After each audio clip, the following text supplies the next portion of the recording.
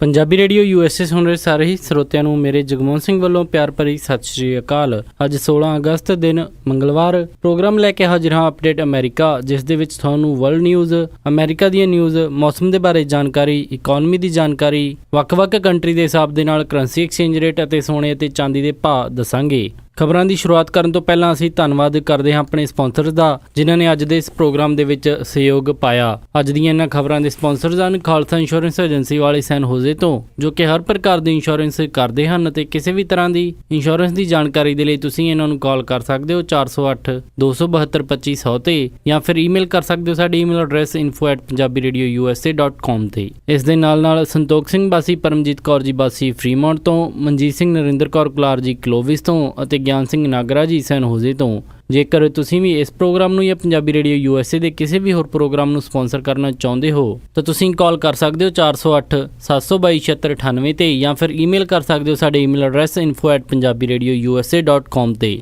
ਹੁਣ ਵਧਦੇ ਹਾਂ ਜੀ ਅੱਜ ਦੀ ਪਹਿਲੀ ਖਬਰ ਵੱਲ।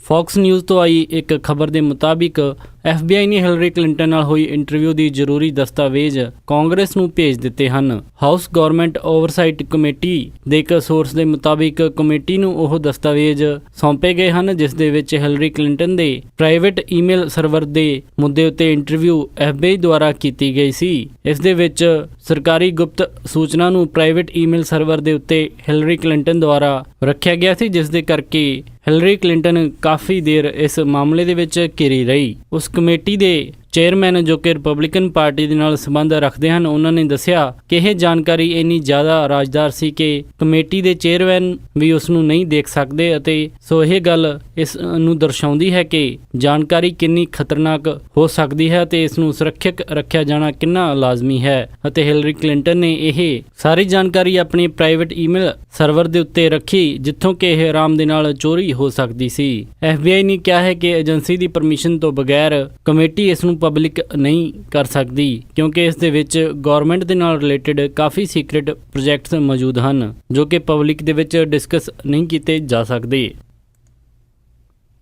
ਮੈਕਸੀਕੋ ਦੇ ਡਰੱਗ ਲਾਰਡ ਐਲ ਚਾਪੋ ਦੇ ਮੁੰਡੇ ਜੀਜਸ ਐਲਫਰਡੋ ਗਜ਼ਮੈਨ ਨੂੰ ਪਿਊਰਟੋ ਵਲਾਟਾ ਨਾਮ ਦੇ ਸ਼ਹਿਰ ਦੇ ਵਿੱਚ ਇੱਕ ਰੈਸਟੋਰੈਂਟ ਤੋਂ ਕਿਡਨੈਪ ਕਰ ਲਿਆ ਗਿਆ ਹੈ। ਜੀਜਸ ਐਲਫਰਡੋ ਗਜ਼ਮੈਨ ਦੀ ਉਮਰ 29 ਸਾਲ ਹੈ ਅਤੇ ਉਹ ਐਲ ਚਾਪੋ ਦੀ ਪਹਿਲੀ ਪਤਨੀ ਦਾ ਸਭ ਤੋਂ ਯੰਗੈਸਟ ਮੁੰਡਾ ਹੈ। ਇਸ ਮਾਮਲੇ ਦੇ ਵਿੱਚ ਜਾਂਚ ਕਰ ਰਹੀ ਪੁਲਿਸ ਨੇ ਦੱਸਿਆ ਕਿ ਉਹਨਾਂ ਨੇ ਕਿਡਨੈਪਰਸ ਦੇ ਵਿੱਚੋਂ 4 ਲੋਕਾਂ ਨੂੰ ਆਇਡੈਂਟੀਫਾਈ ਕਰ ਲਿਆ ਹੈ ਤੇ ਉਹਨਾਂ ਦੀ ਤਲਾਸ਼ ਚੱਲ ਰਹੀ ਹੈ। ਪੁਲਿਸ ਨੇ ਦੱਸਿਆ ਕਿ ਉਹ ਇਸ ਪੂਰੇ ਮਾਮਲੇ ਦੇ ਵਿੱਚ ਅਗਵਾ ਹੋਏ ਲੋਕਾਂ ਦੀ ਅਤੇ ਜੋ ਵੀ ਇਸ ਘਟਨਾ ਦੇ ਲਈ ਰਿਸਪੌਂਸੀਬਲ ਹਨ, ਉਹਨਾਂ ਦੀ ਤਲਾਸ਼ ਕਰ ਰਹੇ ਹਨ। ਇਸ ਘਟਨਾ ਦੇ ਪਿੱਛੇ ਐਲ ਚਾਪੋ ਦੇ ਰਾਈਵਲ ਗੈਂਗ ਦਾ ਵੀ ਹੱਥ ਹੋ ਸਕਦਾ ਹੈ, ਜਿਨ੍ਹਾਂ ਨੇ 2008 ਦੇ ਵਿੱਚ ਉਹਨਾਂ ਦੇ ਦੂਸਰੇ ਬੇਟੇ ਦੀ ਹੱਤਿਆ ਕਰ ਦਿੱਤੀ ਸੀ।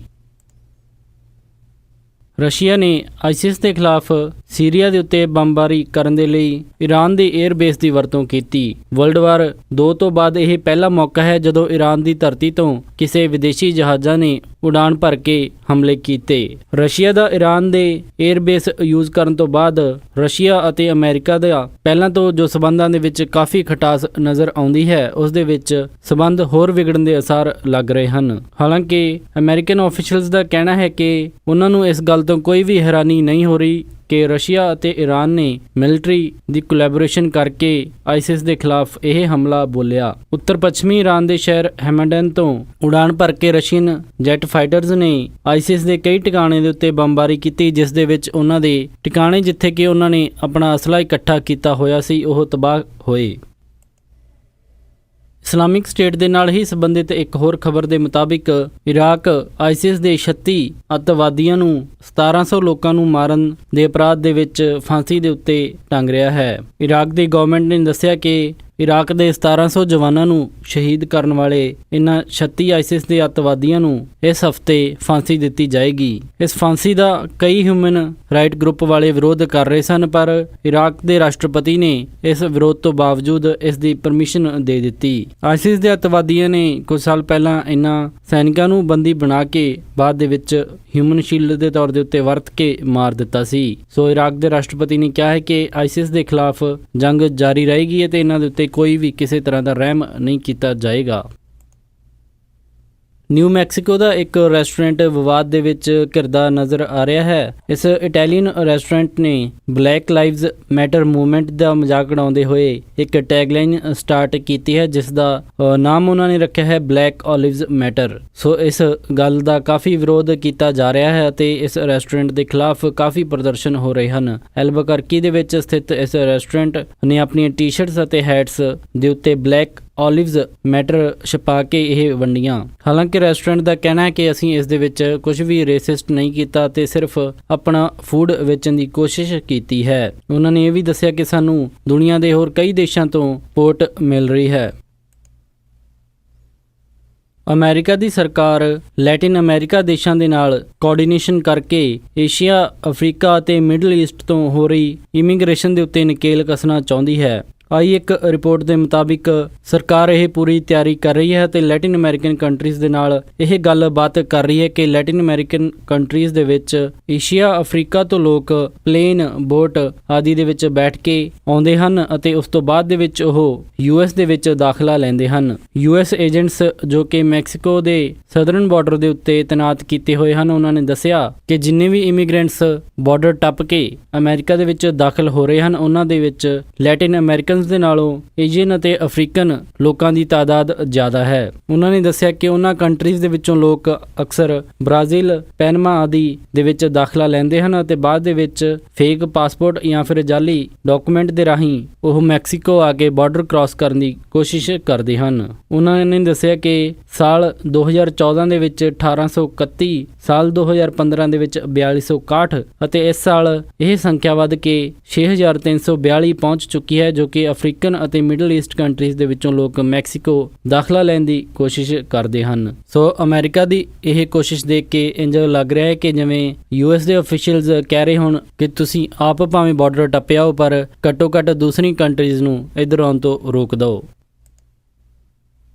ਰੀਓ 2016 ਓਲੰਪਿਕਸ ਦੇ ਵਿੱਚ ਅੱਜ ਹੋਈਆਂ ਇਵੈਂਟਸ ਦੇ ਵਿੱਚ ਮੈਨਸ ਦੀ 10 ਕਿਲੋਮੀਟਰ ਮੈਰਾਥਨ ਰੇਸ ਫੈਰੀ ਵੇਟਮੈਨ ਨੇ ਜਿੱਤੀ, ਜੋ ਕਿ ਨੀਦਰਲੈਂਡਸ ਦੇ ਹਨ। ਜਿਮਨਾਸਟਿਕ ਦੇ ਵਿੱਚ ਜਰਮਨੀ ਦੇ ਫੈਬੀਅਨ ਨੇ 골ਡ ਮੈਡਲ ਜਿੱਤਿਆ। ਮੈਡਲ ਟੈਲੀ ਦੇ ਵਿੱਚ US ਪਹਿਲੇ ਨੰਬਰ ਦੇ ਉੱਤੇ 28 골ਡ ਮੈਡਲ ਜਿੱਤ ਕੇ ਬਣਿਆ ਹੋਇਆ ਹੈ। US ਦੇ ਕੋਲ 28 골ਡ, 28 ਸਿਲਵਰ ਅਤੇ 28 ਬ੍ਰੌਂਜ ਮੈਡਲ ਆ ਚੁੱਕੇ ਹਨ ਅਤੇ ਇਹਨਾਂ ਦੀ ਕੁੱਲ ਮੈਡਲ ਸੰਖਿਆ 84 ਪਹੁੰਚ ਚੁੱਕੀ ਹੈ। ਦੂਸਰੇ ਨੰਬਰ ਦੇ ਉੱਤੇ ਇੰਗਲੈਂਡ ਬਣਿਆ ਹੋਇਆ ਹੈ, ਜਿਸ ਦੇ ਕੋਲ ਕੁੱਲ 50 ਮੈਡਲ ਹਨ, ਜਿਨ੍ਹਾਂ ਦੇ ਵਿੱਚ 19 골ਡ, 19 ਸਿਲਵਰ ਅਤੇ 12 ਬ੍ਰੌਂਜ ਮੈਡਲ ਹਨ। ਚਾਈਨਾ ਤੀਸਰੇ ਨੰਬਰ ਦੇ ਉੱਤੇ 17 골ਡ ਮੈਡਲ ਜਿੱਤ ਕੇ ਬਣਿਆ ਹੋਇਆ ਹੈ। ਇਸ ਤੋਂ ਬਾਅਦ 'ਚ ਰਸ਼ੀਆ, ਜਰਮਨੀ ਅਤੇ ਇਟਲੀ ਦਾ ਨੰਬਰ ਆਉਂਦਾ ਹੈ। ਇੰਡੀਆ ਦੀ ਵੀ ਅੱਜ PV ਸਿੰਧੂ ਨੇ ਬੈਡਮਿੰਟਨ ਸਿੰਗਲਸ ਦੇ ਸੈਮੀਫਾਈਨਲ ਦੇ ਵਿੱਚ ਪ੍ਰਵੇਸ਼ ਕਰ ਲਿਆ। PV ਸਿੰਧੂ ਨੇ ਵਰਲਡ ਨੰਬਰ 2 ਵੈਂਗ ਯੀਹਾਨ ਜੋ ਕਿ ਚਾਈਨਾ ਦੇ ਹਨ, ਉਹਨਾਂ ਨੂੰ ਹਰਾ ਕੇ ਸੈਮੀਫਾਈਨਲ ਦੇ ਵਿੱਚ ਪਹੁੰਚ ਚੁੱਕੀ ਹੈ। ਹਾਕੀ ਦੇ ਵਿੱਚ ਬੈਲਜੀਅਮ ਤੋਂ ਹਾਰਨ ਤੋਂ ਬਾਅਦ ਹੁਣ PV ਸਿੰਧੂ ਤੋਂ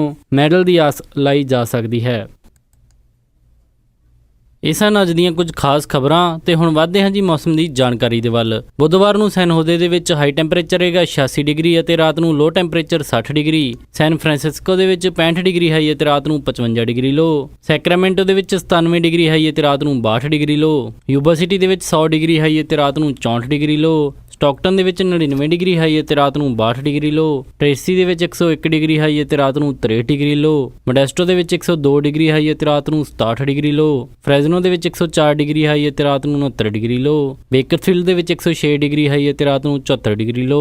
ਲਾਸ ਐਂਜਲਸ ਦੇ ਵਿੱਚ 87 ਡਿਗਰੀ ਹਾਈ ਅਤੇ ਰਾਤ ਨੂੰ 63 ਡਿਗਰੀ ਲੋ। ਟਰਕੀ ਦੇ ਵਿੱਚ 86 ਡਿਗਰੀ ਹਾਈ ਅਤੇ ਰਾਤ ਨੂੰ 45 ਡਿਗਰੀ ਲੋ। ਸਾਊਥ ਲੇਕ ਟਾਹੋ ਦੇ ਵਿੱਚ 84 ਡਿਗਰੀ ਹਾਈ ਅਤੇ ਰਾਤ ਨੂੰ 46 ਡਿਗਰੀ ਲੋ।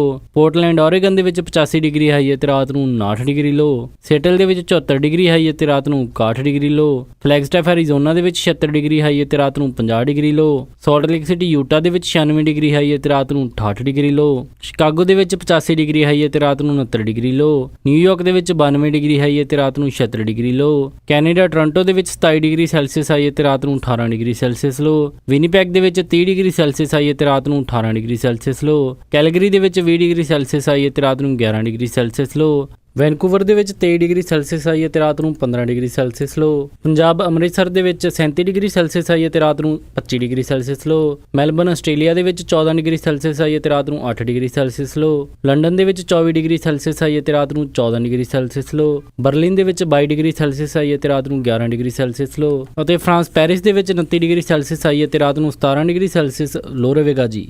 ਇਸੀ ਜੀ ਮੌਸਮ ਦੀ ਜਾਣਕਾਰੀ ਤੇ ਹੁਣ ਵਧਦੇ ਹਾਂ ਜੀ ਸਟਾਕ ਮਾਰਕੀਟ ਦੀ ਇਨਫੋਰਮੇਸ਼ਨ ਦੇ ਵੱਲ। ਮੰਗਲਵਾਰ ਨੂੰ ਕਲੋਜ਼ਿੰਗ ਦੇ ਸਮੇਂ ਡਾਓ ਜੋਨਸ 84 ਅੰਕਾਂ ਦੀ ਗਿਰਾਵਟ ਦੇ ਨਾਲ 18,552.02 ਤੇ ਬੰਦ ਹੋਇਆ। ਨੈਸਡੈਕ 34 ਅੰਕਾਂ ਦੀ ਗਿਰਾਵਟ ਦੇ ਨਾਲ 5,227.11 ਤੇ ਬੰਦ ਹੋਇਆ। S&P 12 ਅੰਕਾਂ ਦੀ ਗਿਰਾਵਟ ਦੇ ਨਾਲ 2,178.15 ਤੇ ਬੰਦ ਹੋਇਆ ਅਤੇ ਵਿਲਸ਼ਰ 5000 137 ਅੰਕਾਂ ਦੀ ਗਿਰਾਵਟ ਦੇ ਨਾਲ 22,611.19 ਤੇ ਬੰਦ ਹੋਇਆ। ਕਰੰਸੀ ਐਕਸਚੇਂਜ ਰੇਟ ਦੇ ਵਿੱਚ ਇੱਕ US ਡਾਲਰ ਦੀ ਕੀਮਤ 66 ਰੁਪਏ 87 ਪੈਸੇ, ਇੱਕ ਕੈਨੇਡੀਅਨ ਡਾਲਰ ਦੀ ਕੀਮਤ 51 ਰੁਪਏ 95 ਪੈਸੇ, ਇੱਕ ਬ੍ਰਿਟਿਸ਼ ਪਾਉਂਡ ਦੀ ਕੀਮਤ 87 ਰੁਪਏ 16 ਪੈਸੇ, ਇੱਕ ਯੂਰੋ ਦੀ ਕੀਮਤ 75 ਰੁਪਏ 42 ਪੈਸੇ, ਇੱਕ ਆਸਟ੍ਰੇਲੀਅਨ ਡਾਲਰ ਦੀ ਕੀਮਤ 51 ਰੁਪਏ 43 ਪੈਸੇ, ਇੱਕ ਨਿਊਜ਼ੀਲੈਂਡ ਡਾਲਰ ਦੀ ਕੀਮਤ 48 ਰੁਪਏ 66 ਪੈਸੇ, ਇੱਕ ਸਿੰਗਾਪੁਰ ਡਾਲਰ ਦੀ ਕੀਮਤ 49 ਰੁਪਏ 84 ਪੈਸੇ, ਇੱਕ ਬਹਿਰੀਨੀ ਦਿਨਾਰ ਦੀ ਕੀਮਤ 177 ਰੁਪਏ 34 ਪੈਸੇ ਅਤੇ ਇੱਕ ਕੁਵੈਤੀ ਦਿਨਾਰ ਦੀ ਕੀਮਤ 221 ਰੁਪਏ 67 ਪੈਸੇ। ਸੋਨੇ ਦਾ ਰੇਟ $1345.93 ਪਰ ਆਉਂਸ ਰਿਹਾ ਅਤੇ ਚਾਂਦੀ $19.80 ਪਰ ਆਉਂਸ ਰਹੀ। ਇਸੇ ਦੇ ਨਾਲ ਅੱਜ ਦਾ ਇਹ ਖਬਰਾਂ ਦਾ ਬੁਲੇਟਿਨ ਇੱਥੇ ਹੀ ਸਮਾਪਤ ਕਰਦੇ ਹਾਂ ਜੀ। ਇਜਾਜ਼ਤ ਦਿਓ। ਉਮੀਦ ਹੈ ਕਿ ਤੁਹਾਨੂੰ ਅੱਜ ਦਾ ਇਹ ਪ੍ਰੋਗਰਾਮ ਪਸੰਦ ਆਇਆ ਹੋਵੇਗਾ। ਕਿਸੇ ਵੀ ਤਰ੍ਹਾਂ ਦੇ ਫੀਡਬੈਕ ਦੇ ਲਈ ਤੁਸੀਂ ਸਾਨੂੰ ਕਾਲ ਕਰ ਸਕਦੇ ਹੋ 408-272-2500 ਤੇ ਜਾਂ ਫਿਰ ਈਮੇਲ ਕਰ ਸਕਦੇ ਹੋ ਸਾਡੇ ਈਮੇਲ ਐਡਰੈਸ info@punjabiradiousa.com ਤੇ। ਇੱਕ ਵਾਰੀ ਫਿਰ ਸਾਰੀ ਸਪਾਂਸਰਸ ਦਾ ਬਹੁਤ-ਬਹੁਤ ਧੰਨਵਾਦ। ਮਿਲਦੇ ਹਾਂ ਜੀ ਅਪਡੇਟ ਅਮਰੀਕਾ ਦੇ ਅਗਲੇ ਅੰਕ ਵਿੱਚ। ਤਦ ਤੱਕ ਲਈ ਸਾਰਿਆਂ ਨੂੰ ਪਿਆਰ ਅਤੇ ਸਤਿਕਾਰ ਭਰੀ ਸਤਿ ਸ਼੍ਰੀ ਅਕਾਲ। ਸੁਣਦੇ ਰਹੋ ਜੀ ਪੰਜਾਬੀ ਰੇਡੀਓ USA।